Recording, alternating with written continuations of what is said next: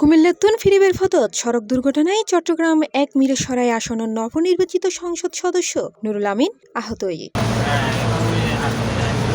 মঙ্গলবার ২-৩টায় ডাহাতুন চট্টগ্রাম মহাসড়কের মোহাম্মদ আলী এলাকাত এই ঘটনাগান ঘটে। নেতাকর্মী ও সমর্থকলে তারা উদ্ধার করে বারোয়ারহাট পৌরসভার উগ্র বেসরকারি হাসপাতালে লয়ে যায়। এন্ডে তারা প্রাথমিক চিকিৎসা দেওয়ায় জানা গিয়ে তার মাথাত মুকুট ও হুঁড়ুত আঘাত পাই।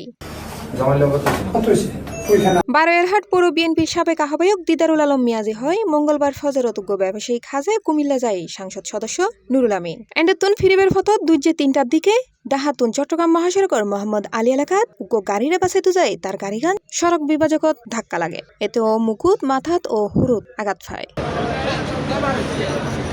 ও আরো জানাই ওরে প্রথমে বারোয়ারহাট পৌর সদরের উগ্র বেসরকারি হাসপাতালত লয়ে যায়। এন্ডে প্রাথমিক চিকিৎসা শেষে উন্নত চিকিৎসার লাই চট্টগ্রাম সড়ক লয়ে যায়। বারোয়ারহাট পৌর সদরের কমফোর্ট হাসপাতালের চেয়ারম্যান নিজামুদ্দিন হয় মঙ্গলবার বেলা ৩:৪০ সংসদ সদস্য নুরুল আমিনুরে ইতারার হাসপাতালত আনা হয়। কর্তব্যরত চিকিৎসক তারে প্রাথমিক চিকিৎসা দেয়।